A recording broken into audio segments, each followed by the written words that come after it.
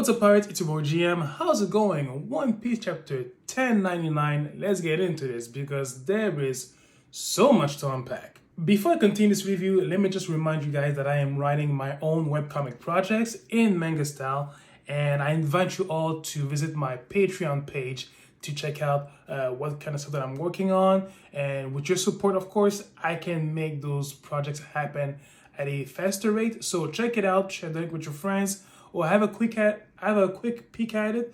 Any support is much appreciated. Thank you so much.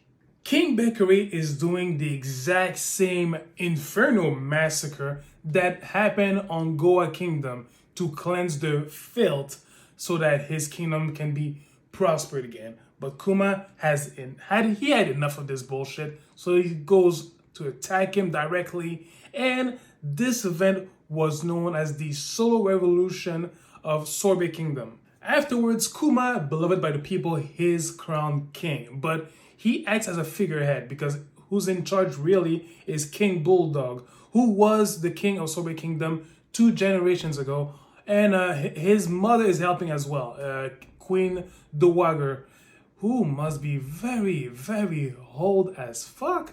Bonnie is suddenly seen in the chapter all grown up and the spitting image of a mother, and we discover at that point that she had eaten the HH devil fruit. It's still unclear when she got a hold of that fruit. Either she was playing around and she decided to eat something out of the floor, which I doubt it's that, or maybe she got it as a baby when she just got back from Marijois with her dying mother carrying her in her arms. Maybe something like that, but it seems that her devil fruit power manifested just like that. It's confusing. But we get some bad news. King Bakery is coming back with the world government supporting him. And there is these news on the newspaper telling that Kuma seized the throne and he burned villages, he's a tyrant. And I believe this is from that point Kuma became known as such. Therefore, to protect his daughter and everybody else on the island and the entire Sorbet Kingdom, he has to go away. And at the same time, he travels the world to find a cure for his daughter. One of the first things that was really satisfying to see is him neutralizing King Sorbet once and for all. Like, he went against some marine soldiers that were protecting him, but Kuma obliterate the holy hell out of them, and from that point he was known as a pirate, and he got a bounty over his head, and yeah, the reputation, Kuma the Tyrant, and all that. While Kuma is traveling the world to find a cure for his daughter, we see him stopping by some places in which the Straw Hats were stuck in during the 2-year gap before the time skip, and it's revealing how Kuma was able to send the Straw Hats away because he knew exactly where to send them. Like, this wasn't accidental. He knew exactly where to send them because he visited those places before. Kuma and Dragon reunite and they talk about what's going on in the Revolutionary Army. What I love about this reunion is Betty is asking Kuma's permission to become the captain of the Eastern Forces, a title that used to belong to Genie. And I love that she got his blessing because we all know that Genie meant a lot for Kuma.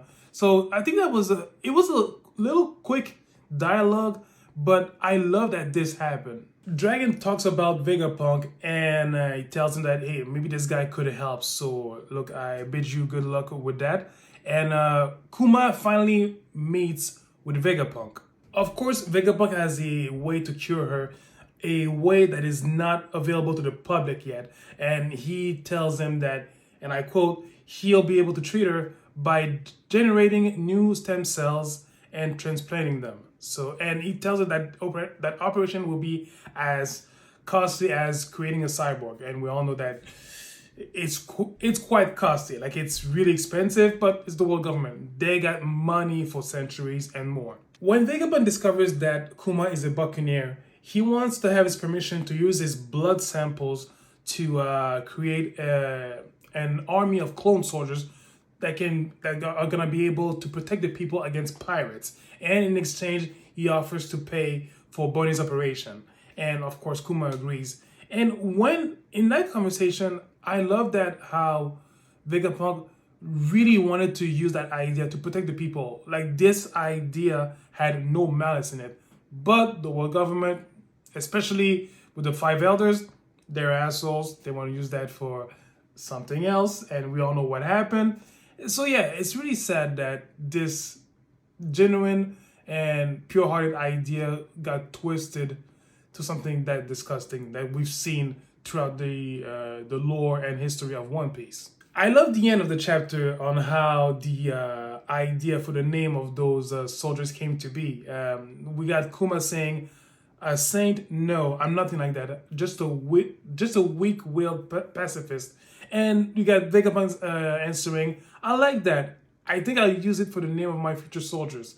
And you see, the idea was innocent, pure-hearted, and pure-intended. But yeah, world government, you know what they do.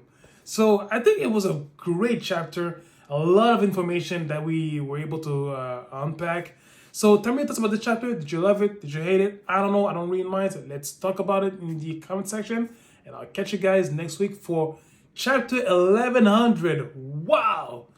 And I can't wait to see the color spread for that one. So you take care of yourselves, guys, and I'll catch you guys later. See ya!